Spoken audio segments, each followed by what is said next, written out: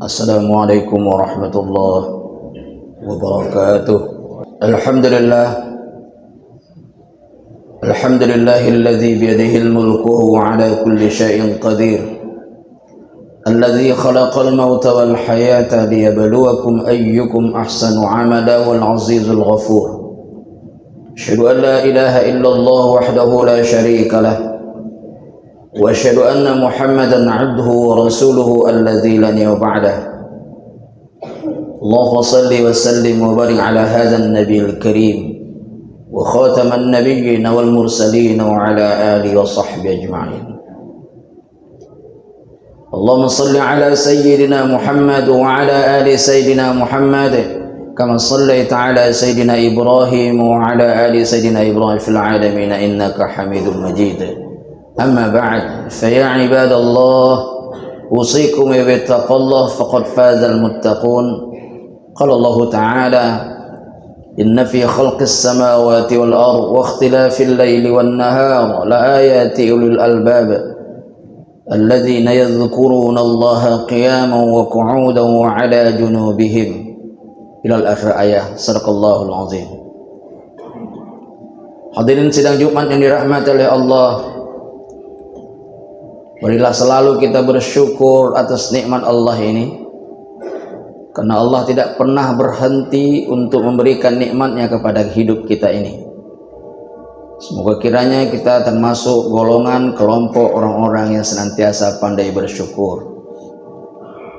Ketika Allah bicara tentang kehidupan kita dan dihubungkan dengan nikmat itu, Allah selalu mengunci ayatnya dengan kalimat qalilan ma tashkurun.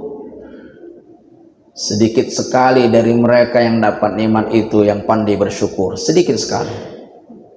Logikanya, kalau sedikit yang bersyukur, tentunya yang pasti yang banyak adalah kufur kepada Allah Subhanahu wa taala. Salawat dan salam dipersembahkan junjungan kita Nabi Muhammad sallallahu alaihi wasallam. Kita terus berdoa kepada Allah agar kiranya kita mampu mensosialisasikan, membiasakan sunnah-sunnah Rasul itu dalam kehidupan kita sehari-hari.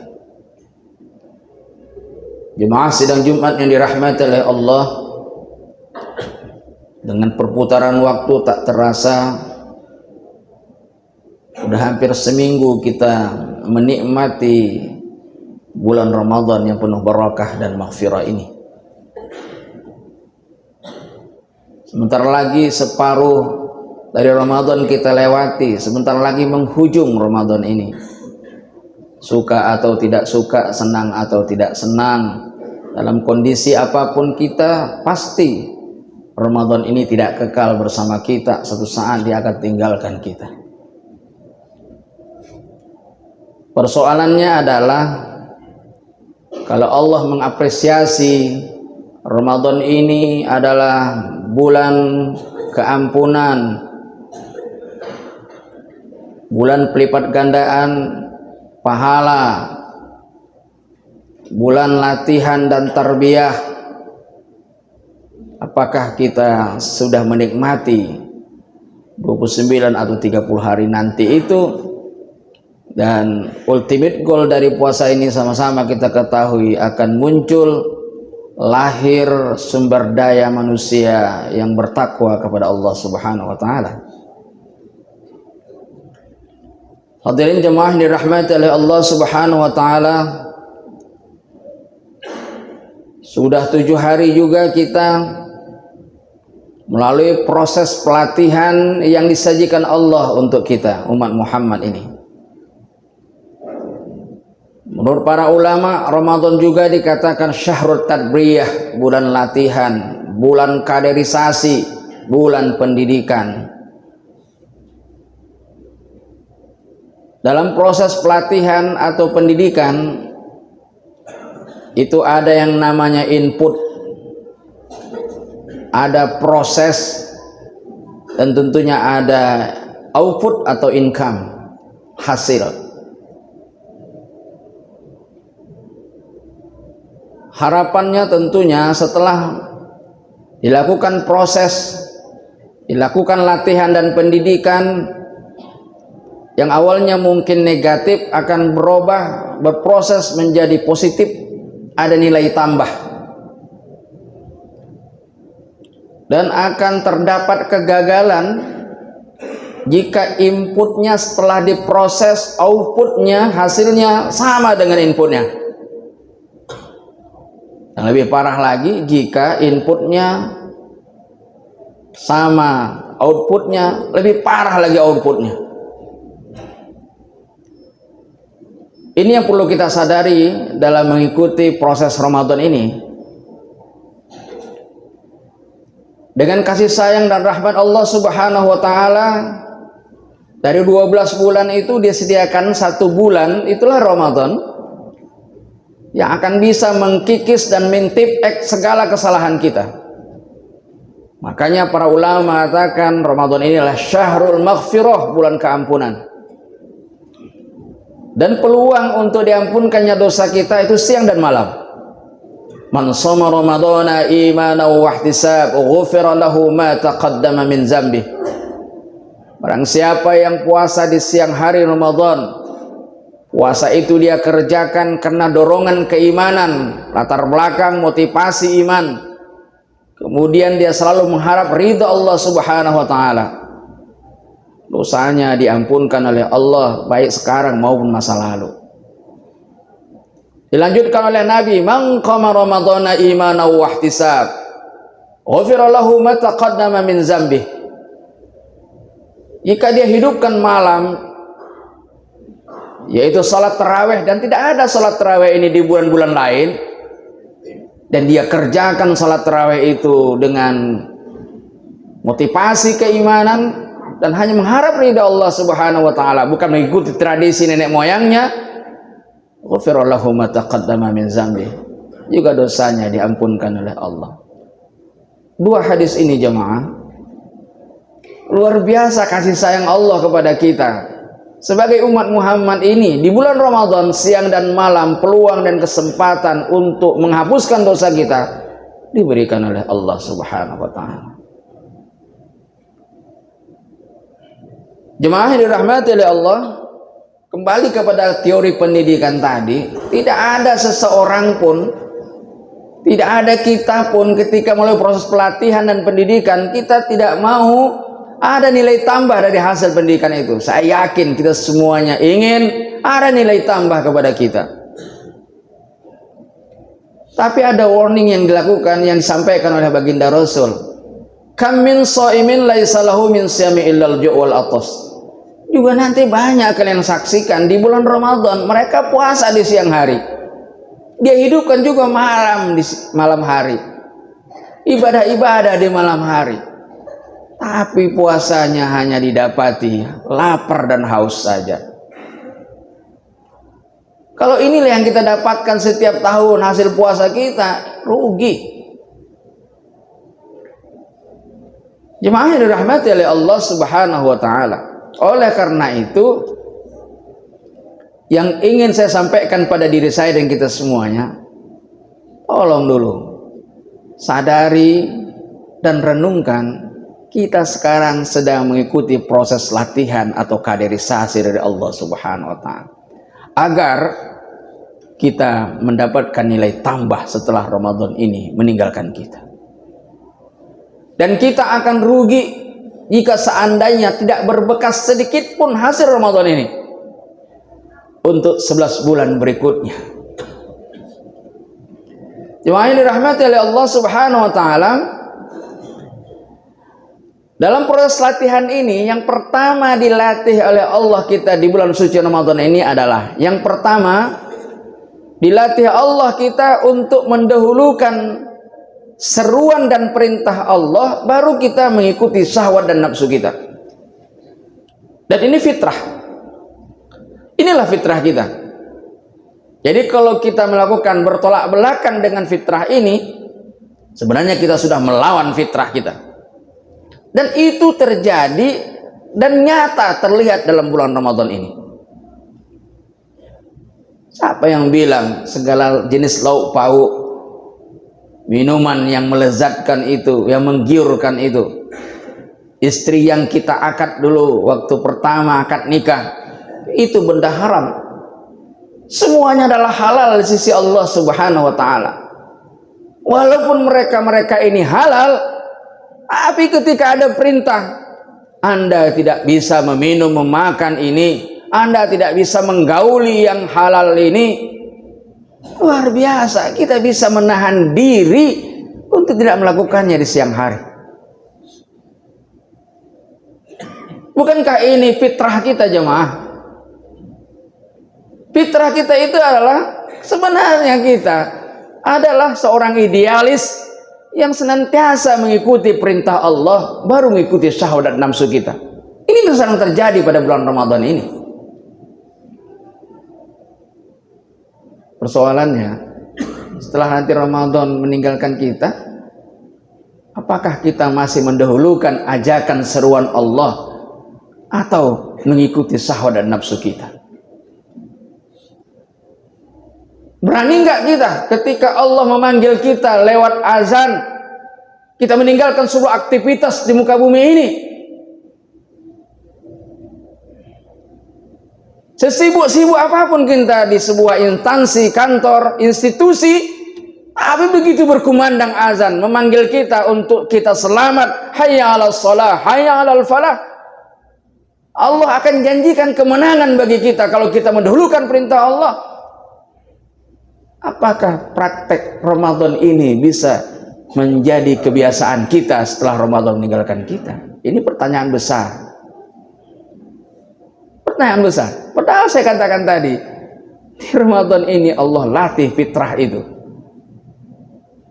Terkadang sudah jelas-jelas ada seruan Allah. Dan memang dalam hidup ini, jamaah sekalian, itu akan ada dua selalu tolak belakang antara panggilan Allah dan syahwat dan nafsu kita. Persoalannya, mana yang kita dahulukan? Mana yang prioritas? Tapi terkadang kita lemah. Kita mendahulukan panggilan syahwat dan nafsu kita, baru setelah itu sisa-sisanya memenuhi panggilan Allah Subhanahu wa taala. Jadi kita di Ramadan ini dilatih oleh Allah untuk menurunkan perintah itu. Pelajaran yang kedua dilatih oleh Allah dalam bulan Ramadan ini, kita dianjurkan berlaku jujur. Saya yakin ketika tidak ada yang melihat kita dalam kesunyian kita sendiri di rumah tangga itu, di rumah itu sendiri, kita sendiri, nggak ada orang melihat, peluang kita untuk membatalkan puasa kita besar. Tapi kenapa di siang hari kita tidak mau membatalkan puasa kita, padahal peluang itu ada? Karena pada saat itu kita sedang jujur pada diri kita. Kalaupun tidak ada yang melihat, manusia, makhluk yang melihat, tapi kita sadar Sang Khalik pencipta kita pasti hadir di sekitar kita. Ini dalam ilmu tauhid dikatakan ma'iyatullah, bersama dengan Allah Subhanahu wa taala. Kembali pertanyaan yang mendasar, apakah ini juga lestari? Kejujuran ini bisa kita lakukan setelah Ramadan ini meninggalkan kita. Inna fi khalqis samawati wal ardi wa ikhtilafil laili wan nahar la ayatin lil albab. Sungguhnya penciptaan langit dan bumi, peredaran matahari timur ke barat, kami pertontonkan kepada ulil albab. Ulil albab itu adalah orang yang cerdas. Siapa yang dalam Islam itu cerdas? Alladzina yadhkurunallaha qiyama wa qu'uda wa 'ala junubihim. Salah satu di antara yang cerdas itu adalah mereka selalu menghadirkan Allah dalam setiap sisi kehidupannya, baik dia keadaan berdiri, dalam keadaan duduk maupun berbaring. Saya pikir rute perjalanan hidup kita ini kalau nggak berdiri, duduk, berbaring, itu sajalah terus. Dianjurkan selalu ingat kepada Allah. Ingat bukan hanya sekedar ingat, tetapi menghadirkan Allah, ma'iyatullah. Dia selalu hidup bersama Allah Subhanahu wa taala. Kalau dia sadar itu, saya yakin maka kejujuran itu pasti akan muncul pada diri. Jemaah yang dirahmati oleh Allah Subhanahu wa taala. Latihan berikutnya yang diajarkan Allah dalam Ramadan ini, kita dianjurkan berlaku sabar. Jika ada ingin seseorang menantang kita, mengajak kita konfrontatif, maka yang wajib kita ucapkan adalah ana shaim, saya lagi puasa. Jadi kita dilatih untuk sabar. Dalam Al-Quran jelas Allah gambarkan salah satu bisa menolong hidup kita adalah sabar. Wasta'inu bis sabri was salah. Jadikanlah penolong ke hidup kalian salat dan sabar. Jadi dua fasilitas ini, salat dan sabar, itu akan bisa menyelamatkan hidup kita. Janji Allah. Artinya orang yang sabar itu pasti dalam bimbingan Allah Subhanahu wa taala. Tapi terkadang sabar ini hanya dipadankan dengan musibah atau yang tidak mengenakkan. Ada yang meninggal, berkurang benda dari sekitar kita, ada yang kita cintai hilang, datang kawan menasehati, sabar. Tapi yang banyak kita lalai, yang banyak kita terjerumus adalah ketika nikmat itu ada pada kita, kita tidak sabar menggunakan nikmat itu. Atau karena dorongan syahwat dan nafsu kita, kita tidak sabar untuk meraih di luar diri kita. Terkadang jalan yang kita lakukan melanggar rambu-rambu syariat Allah Subhanahu wa taala. Ketika dia dapat nikmat berupa kesenangan, kekuasaan, legalitas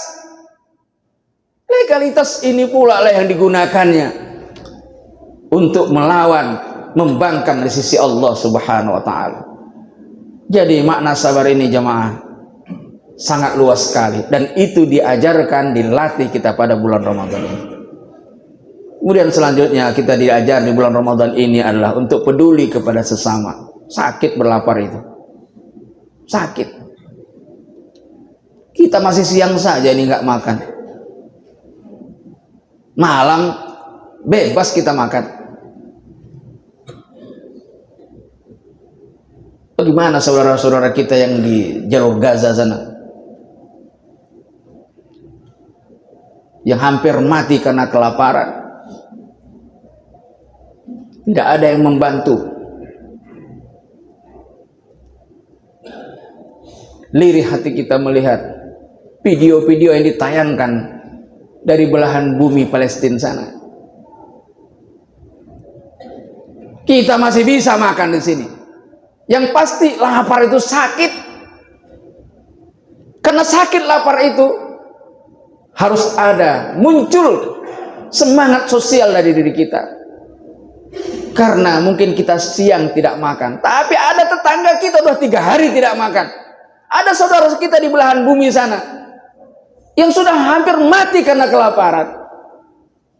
Maka muncullah nilai sosial kita untuk saling berbagi. Sebenarnya memberikan pembukaan bagi orang yang sedang puasa itu hanya simbolik saja. Itu hanya stimulan saja, rangsangan saja. Artinya jangan berimpak bersedekah itu hanya mati di bulan Ramadan ini saja, tapi mau jadi hidup walaupun Ramadan ini meninggalkan kita. Jemaah yang dirahmati oleh Allah Subhanahu wa taala. Terakhir, pelajaran yang bisa kita dapatkan dari proses Ramadan ini adalah kita dilatih untuk disiplin. Jadi Islam mengajarkan juga lewat ibadah-ibadah ritual kita supaya kita mendisiplinkan diri terhadap waktu, terhadap aktivitas, dalam segala hal kehidupan ini. Karena memang akrabnya disiplin dalam kehidupan kita ini akan bisa memberikan kebahagiaan terbaik bagi kita. Ini yang bisa disampaikan dalam khutbah yang singkat ini. Semoga kiranya beberapa hari lagi ini kita bisa menikmati Ramadan ini dan terus kita tingkatkan amal ibadah kita. Kita dekatkan diri kita kepada Allah Subhanahu wa taala sehingga ketika Ramadan ini meninggalkan kita, ada bekas dalam kehidupan kita di hari-hari berikutnya. Barakallahu li wa lakum fil Qur'an azim wa nafa'ani wa iyyakum ya fil ayatil hakimah. Qul qali hadza wastaghfirul azim li wa lakum wa li sairil muslimin wal muslimat fastaghfiruhu innahu huwal ghafurur rahim.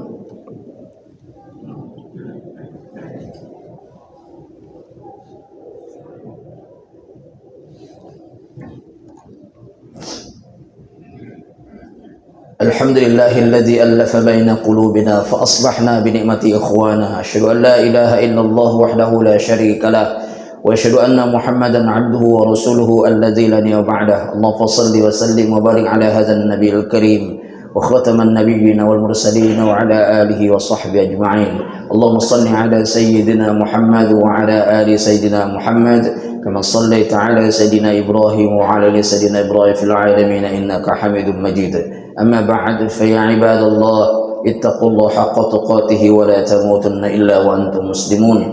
قال الله تعالى في كتابه الكريم أعوذ بالله من الشيطان الرجيم بسم الله الرحمن الرحيم يا أيها الذين آمنوا اتقوا الله ولتنظر نفس ما قدمت لغد واتقوا الله إن الله خبير بما تعملون.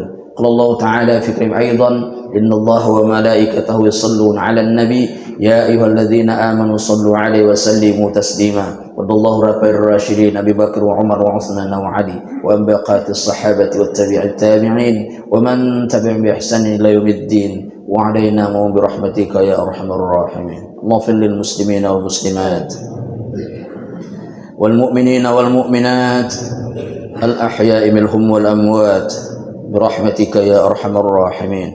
اللهم إنا نسألك رضاك والجنة ونعوذ بك من سخطك والنار.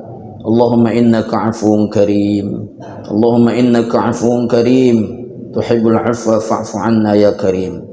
اجعل اللهم في قبورهم الضياء والنور والفسحة والسرور والبهزة والحبور والمغفرة على أهل القبور والمغفرة على أهل القبور خصوصا ولوالدينا وأهلنا أجمعين وخصوصا إلى روح أخونا الشاهد في غزة في فلسطين شاهد في كل مكان يا مجيب دعاء السائلين. اللهم صل على قوم اليهود في فلسطين. ربنا آتنا في الدنيا حسنة وفي الآخرة حسنة وقنا عذاب النار. عباد الله إن الله يعمل بالعدل والإحسان وإيتاء ذي القربى والفحشاء والمنكر والبغي يعظكم لعلكم تذكرون. الله أكبر. أقم الصلاة.